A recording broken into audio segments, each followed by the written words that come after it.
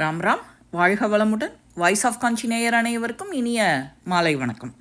இன்றைக்கி ஸ்ரீ பெரியவா அனுபவத்தில் கர்வம் போயிட்டாலே சர்வமும் நல்லதாக இருக்கும். பக்தருக்கு எப்படி தான் பாடம் சொல்கிறா பாருங்க பெரியவா.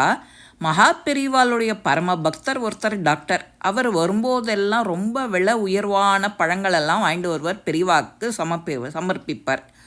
ஒரு சமயம் பெரியவா கும்போணத்துக்கு அருகே ஒரு முகாமில் அவரை அங்கே இருக்காருன்னு தெரிஞ்சுண்டு அவரை தரிசிக்க வரார்.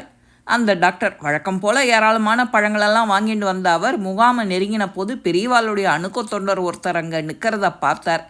அடிக்கடி வருபவருங்கிறதுனால அந்த அணுக்க தொண்டர்கிட்ட சகஜமாக பேசிண்டு அவர் இருக்கும்போது பேச்சோட பேச்சாக ஒரு விஷயத்த சொல்கிறா.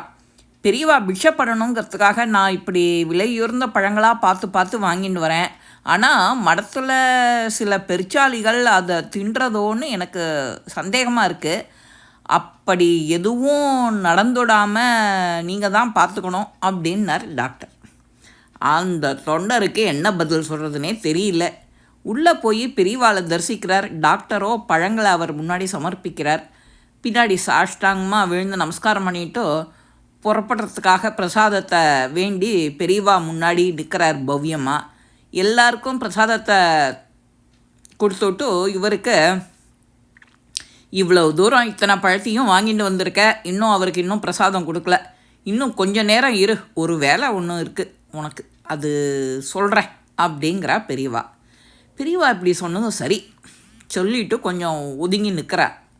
சுமார் 2 மணி நேரம் இங்கே வா அப்படின்னு அந்த மருத்துவரை கூப்பிட்றாரு டாக்டரை. பெரியவா பேச தொடங்குறார். இவ்வளவு விலையுயர்ந்த பழங்களெல்லாம் வாங்கிட்டு வந்திருக்க, ஆனால் உன்னுடைய மனசு அவ்வளவு உசந்ததாக இல்லை. இந்த பழங்களெல்லாம் எனக்காக அப்படின்னு நீ வாங்கின்னு வந்திருக்க. இதை என்கிட்ட தந்ததுமே அது உன்னுடையது இல்லை, உன்னுடையதா இல்லை அது.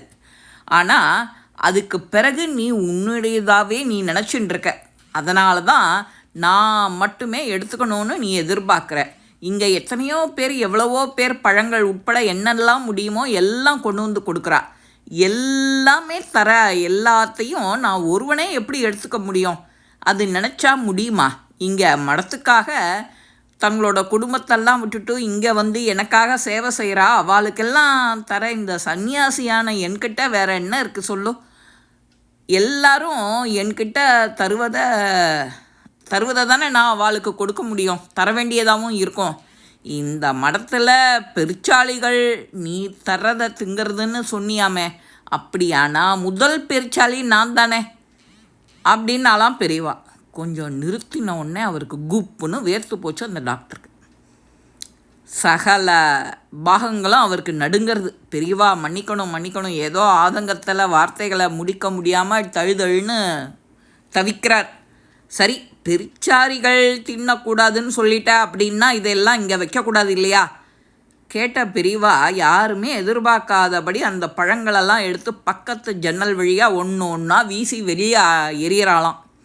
தவிச்சு போன டாக்டர் அவசரமாக வந்து ஜன்னலை நெருங்கி தெருவை எட்டி பார்க்குறார். அங்கே வரிசையாக நின்றுட்டு இருந்த நரி குறவா அந்த பழங்களெல்லாம் பிடிச்சி தின்னுட்டு இருந்தாலாம். அந்த சமயத்தில் டாக்டர் எட்டி பார்க்க தான் பழங்களை போடுறாருன்னு நினச்சி, சாமி நீங்கள் நன்னா இருக்கணும் அப்படின்னு எல்லாரும் குரல் எழுப்பினாலாம். பெரியவா என்னை மன்னிக்கணும், இனிமேல் வீணான கர்வம் என்கிட்ட இருக்காது, மற்றவாளை தாழ்வாக நினைக்கிற எண்ணமும் எனக்கு ஒருபோதுமே வராது அப்படின்னு மன்னிப்பு கேட்டு பெரியவா கிட்ட மன்னிச்சுக்கோங்கன்னு தவிக்கிறாராம். அதான் பெரியவா சொல்கிறா, கர்வம் போயிட்டாலே சர்வமும் நல்லதாகவே நடக்கும். இது வேறு யாருமே சொல்லித்தர வேண்டாம். இந்த பதிவுப்படியே நமக்கானது தான். பெரியவா ஜன்னலுக்கு கீழே பாமர ஜனங்கள் நிற்கிறது பெரியவாளுக்கு எப்படி தான் தெரியும்? பரமேஸ்வரனுக்கு தெரியாதது இந்த உலகத்தில் என்ன இருக்குது? அணுவான்னு நடக்கிற முடியுமோ?